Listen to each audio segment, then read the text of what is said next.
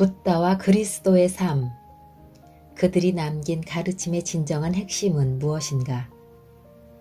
두 종교가 인류의 안녕과 평화를 위해 함께 공헌할 수 있는 길은 무엇인가? 이 시대의 성자 틱 나탄 스님은 진지한 사색과 깊은 통찰을 통해 종교 간의 문제에 대해 명쾌하면서도 감동적인 해결책을 제시하고 있다. 마음을 다하여 깊이 들여다보고 참된 지혜의 근원과 접하게 되면 우리 속에, 그리고 우리가 만나는 모든 사람들 속에 아직도 살아계신 붓다, 아직도 살아계신 그리스도를 만나게 됩니다. 안녕하세요. 낭낭서가입니다. 오늘의 책은 솔바람 출판, 틱 나탄 지음, 오강남 옮김, 살아계신 붓다, 살아계신 예수입니다. 인류 역사에 핀 가장 아름다운 두 송이 꽃, 붓다와 그리스도의 가르침이라는 부제가 붙어 있습니다. 서문에 데이비드 스타인들라스트 수도사의 신령한 영의 목소리 꼭지와 본문 내용의 틱 나탄 스님의 글을 모은 내용을 낭독해 봅니다. 서문, 신령한 영의 목소리. 틱 나탄 스님은 이 책에서 두 번이나 그리스도교 전설에 나오는 힘있는 이미지에 대해 이야기한다. 한겨울에 성 프란체스코가 편도나무를 향하여 나에게 하나님 이야기를 하라고 하였을 때 그 편도나무에서 꽃이 활짝 피었습니다. 그 나무가 생기를 되찾은 것입니다. 이렇게 생기 있는 삶 외에 하나님을 증언할 다른 길이란 있을 수 없습니다. 틱 나탄 스님은 이런 식의 매우 섬세한 직감력을 가지고 그야말로 생기 있는 삶의 근원을 거슬러 올라간다.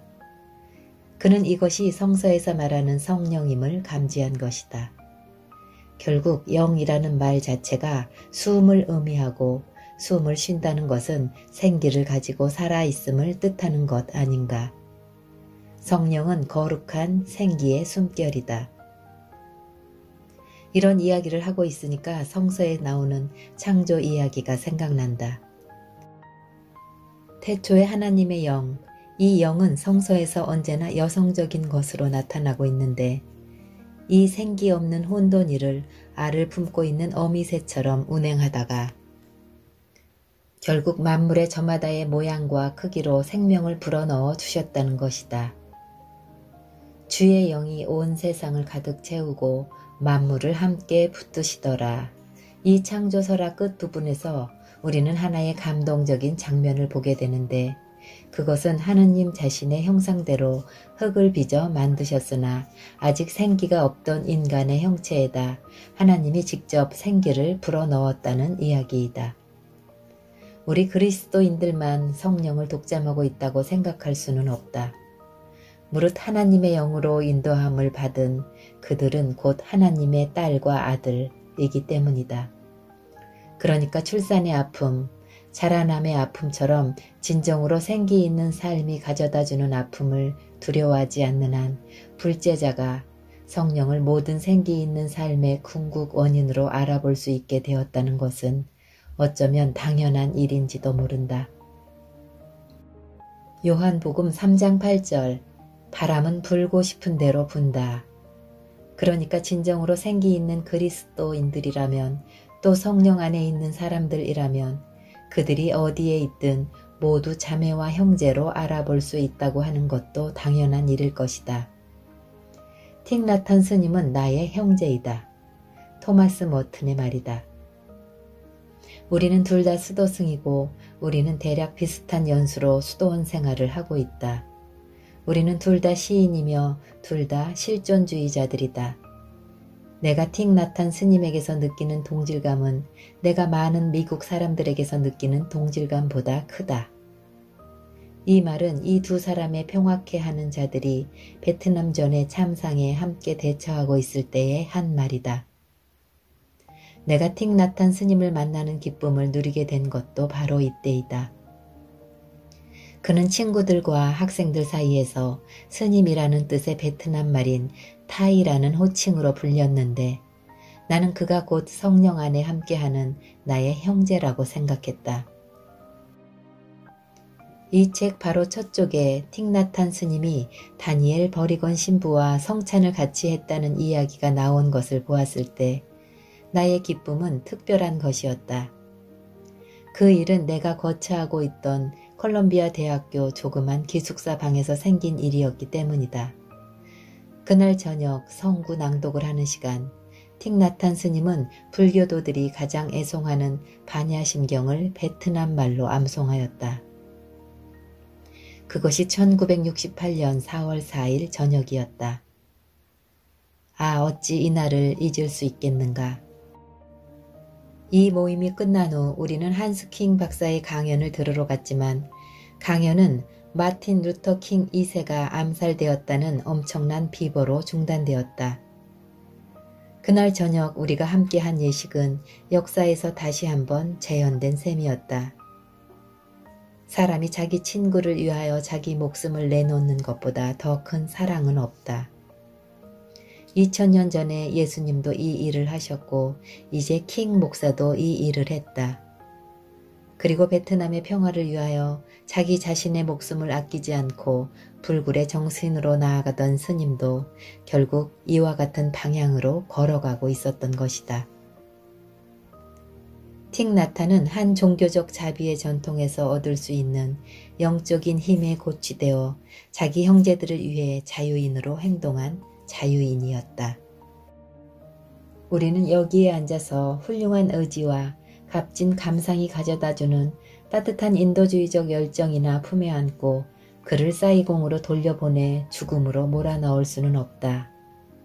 결국 틱나탄 스님은 생명을 건질 수 있었다.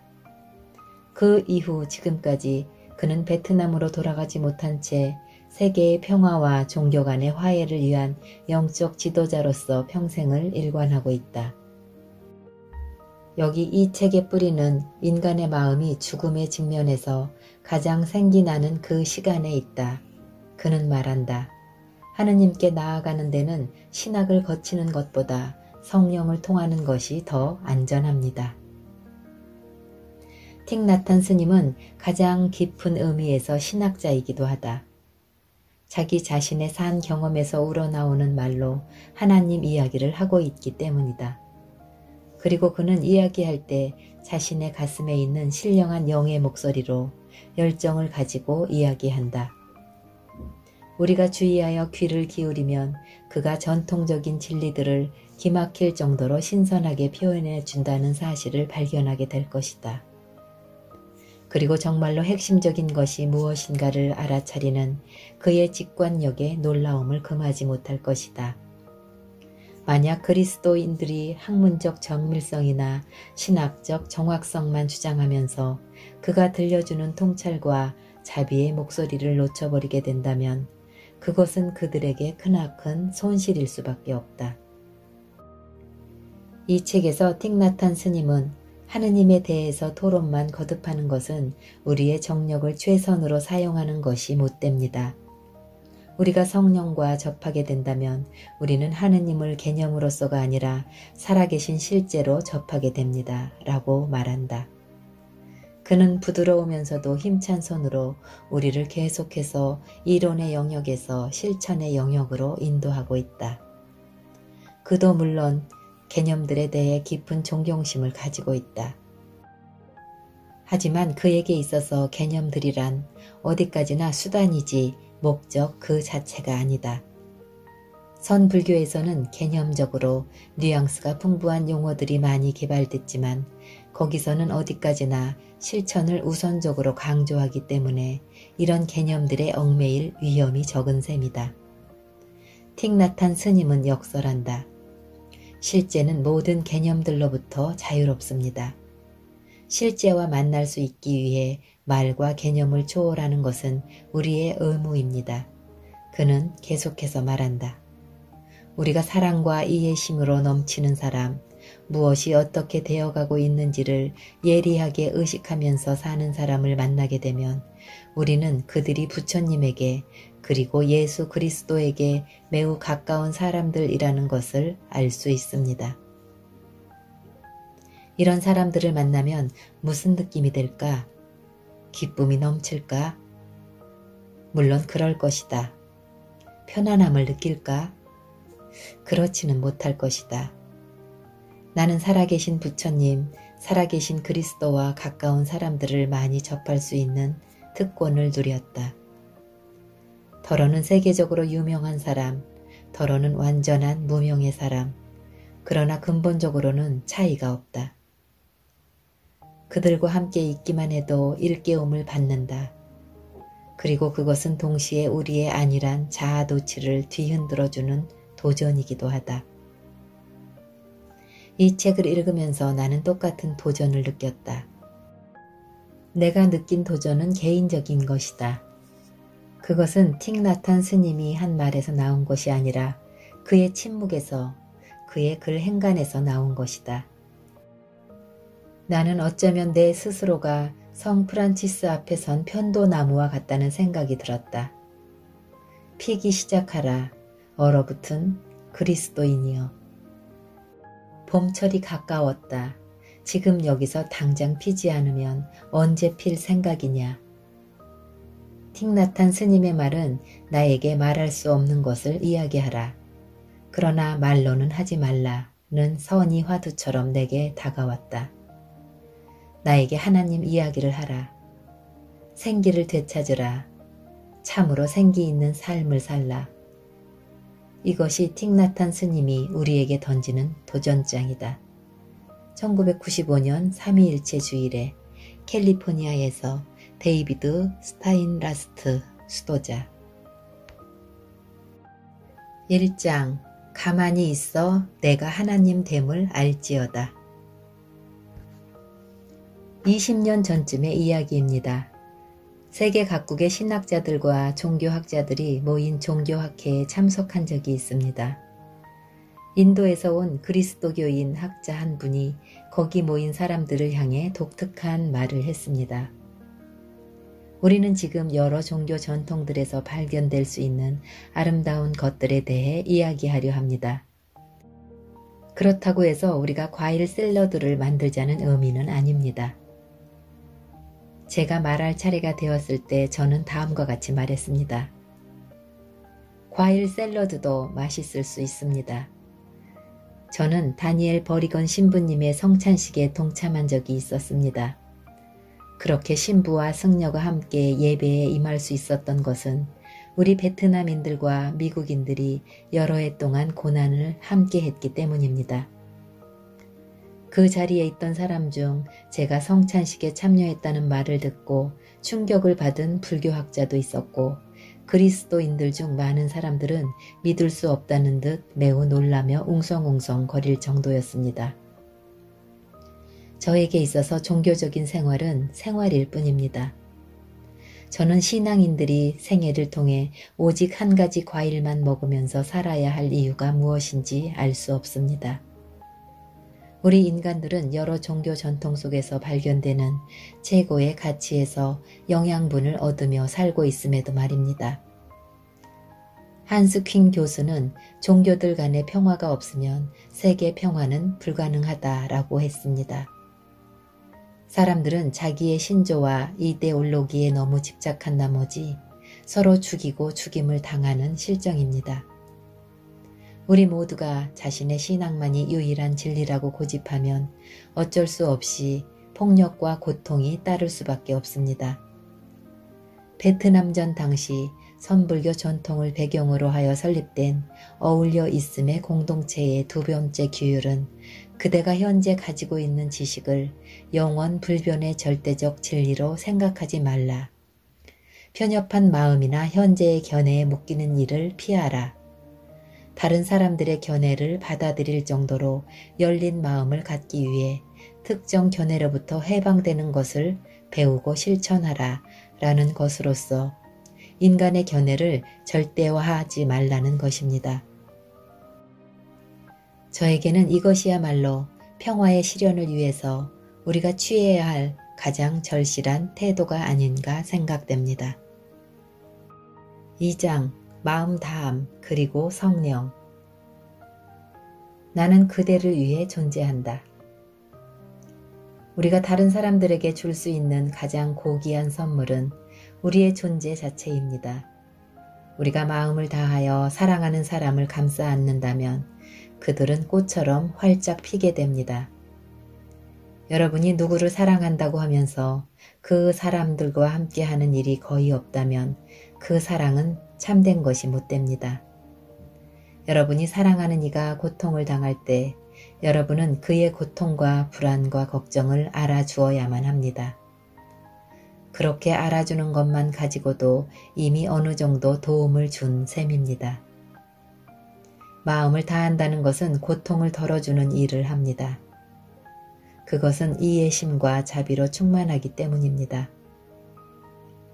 여러분이 진정으로 거기에 존재하면서 자비심과 이해심을 보여줄 때 성령의 힘이 여러분 속에 임재하는 것입니다. 이것이 제가 피렌체에서 만난 신부님에게 마음 다함이 성령과 비슷하다고 말씀드린 까닭입니다. 이 둘은 우리의 실제의 궁극 차원과 접하게 해줍니다. 마음 다함은 우리에게 니르바나와 접하게 해주고 성령은 우리에게 삼위일체 하나님으로 통하는 문을 열어줍니다. 3장 최초의 만찬. 음식을 깊이 들여다본다. 마음을 다하여 의식하면서 먹는다는 것은 중요한 실천 요목입니다. 그것은 우리의 감지력을 강화시켜 줍니다. 어린이들은 이를 잘 실천하는 능력을 가지고 있습니다. 절에서는 식사를 할 때 말을 하지 않습니다. 이것은 전적으로 우리가 먹는 음식과 우리가 함께하는 다른 이들에 대해서만 쉽게 관심을 쏟도록 하는데 도움을 주기 위한 것입니다. 그리고 한술 떴을 때 적어도 30번 정도 완전히 씹어 먹는데 그것은 그 음식과 정말로 하나 되는 데 도움이 되기 위한 것입니다. 물론 이런 식으로 먹으면 소화에도 매우 좋다는 것을 말할 나위도 없겠지요. 매끼 식사 전에 스님들은 5가지 할 일을 암송합니다. 이 음식은 땅과 하늘과 힘든 농사일 등 온 우주가 주는 선물입니다. 이 음식을 먹을 자격이 있는 삶을 살기 원합니다. 우리의 미숙한 마음 상태, 특히 탐욕 상태를 변화시키기 원합니다. 우리에게 영양이 되고 질병을 예방하기 위해 적절한 음식만 먹기 원합니다. 이해심과 사랑의 길을 깨닫기 위해 이 음식을 받들기 원합니다. 그리고 나서 우리는 음식이 정말로 생생한 현실이 될 수 있을 정도로 그것을 깊이 들여다봅니다. 먹기 전에 마음을 다하여 음식에 대해 정신을 집중하는 것은 참다운 행복을 느낄 수 있는 근원이 될 수 있습니다. 밥그릇을 들 때마다 그것이 얼마나 행운인가 하는 것을 절감합니다. 먹을 것이 없어서 죽어가는 어린이들이 하루에 4만 명이라는 것, 그리고 친구나 가족이 없어서 외로운 사람들이 얼마나 많은가 하는 것을 생각합니다. 저는 그들의 모습을 눈앞에 그려보고 깊은 자비심을 느낍니다. 이런 일을 실천하기 위해서 절이나 교회에 가야 할 필요는 없습니다. 집에서 저녁 식탁에 앉아 실천해 볼 수도 있습니다. 이렇게 마음을 다하여 먹는 일은 자비의 마음을 키우는 훌륭한 방법입니다. 그리고 그것은 우리가 배고프고 외로운 사람들을 돕기 위해 무엇인가 하도록 용기를 주기도 합니다. 텔레비전이나 라디오나 신문이나 우리 주위를 산만하게 하는 복잡한 대화 같은 것이 없이 식사하는 일을 두려워할 필요가 없습니다. 4장 살아계신 붓다, 살아계신 예수. 그들의 삶이 그들의 가르치심. 불타론이라는 학문이 있는데 부처님의 생애를 연구하는 학문입니다. 역사적 인물로 말하면 부처님은 지금의 인도와 네팔 국경 가까이에 있던 키필라스파투에서 태어나서 결혼하여 아들을 하나 두고 출가하여 여러 가지 명상법을 수행하다가 마침내 깨달음을 얻고 그의 가르침을 나누다가 80세에 돌아가신 분이라 할 수 있습니다.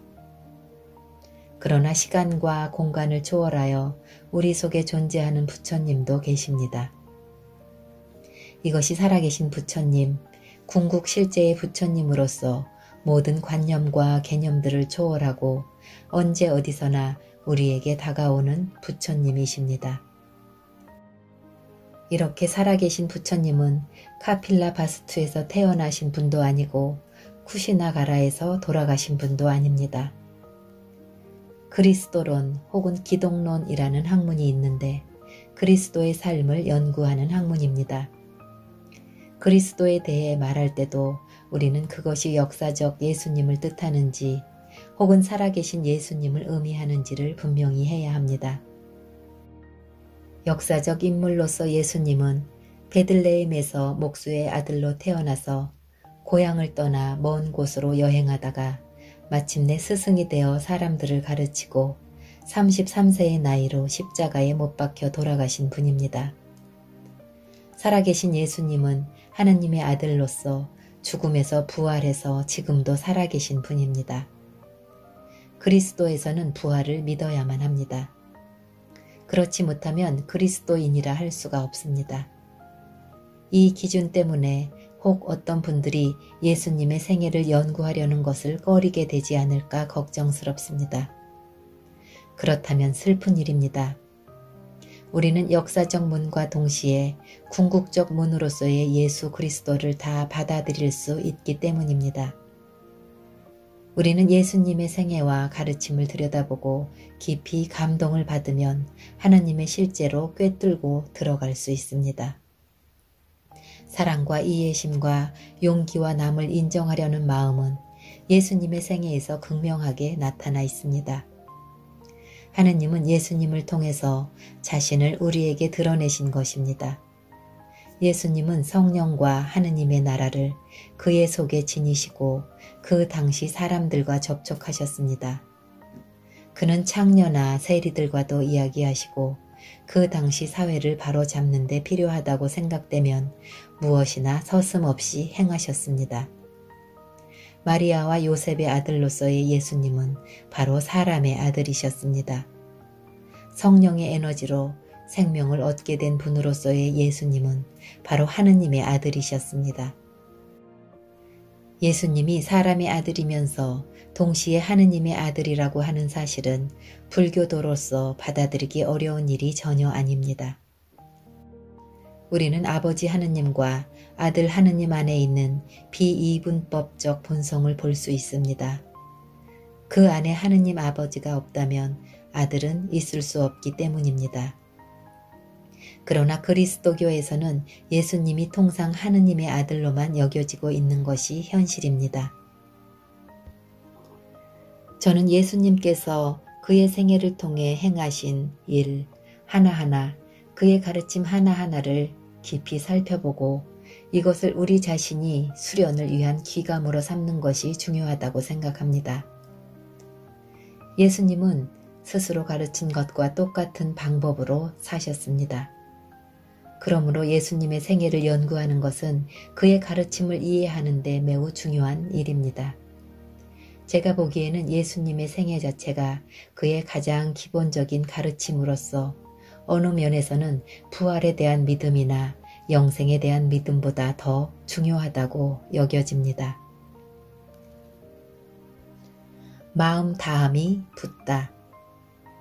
부처님은 인간으로서 깨치신 분입니다. 그리하여 삶에 따라오는 여러 가지 난관에 묶이지 않는 분입니다. 그러나 불교도들 중 더러는 부처님을 믿는다고 할 때 자신들이 믿는 것은 놀라운 우주적 부처님이지 역사적 부처님의 가르침이나 그분의 생애 같은 것이 아니라고 합니다. 그들은 부처님의 장엄함을 믿는 것으로서 그것이면 족하다고 생각합니다. 그러나 부처님이나 예수님의 실제 생애의 모본은 매우 중요하다고 생각합니다. 인간으로서 살아가신 그들의 삶의 방법은 우리도 그렇게 살아갈 수 있다는 가능성을 보여주기 때문입니다. 우리가 성서에서 하늘이 열리고 성령이 비둘기같이 그에게 임하셨다는 이야기를 읽어보면 그가 이미 깨친 분이라는 사실을 엿보게 됩니다. 그는 자신 속에 있는 삶의 실제, 즉 마음 다함과 지혜와 이해심의 근원에 접하신 분입니다. 그가 목수의 아들로 태어났을 때 하늘의 문도 그를 향해 열리게 되었습니다. 성령이 그에게 비둘기처럼 임했을 때 그는 하느님의 아들로 태어나게 되었습니다. 실로 거룩하고 깊고 위대한 분이 되셨습니다. 그러나 성령은 오로지 예수님만을 위한 것이 아닙니다. 그것은 우리 모두를 위해서도 역사하십니다. 불교의 관점에서 보면 하나님의 아들, 딸이 아닌 사람이 어디 있습니까? 부처님 속에 있던 그 많고 거룩한 깨달음의 씨앗들이 보리수 밑에 앉아 있을 때 발아한 것입니다. 그는 인간이셨습니다. 그러나 동시에 인간성의 최고 정신의 표현이 되기도 하셨습니다.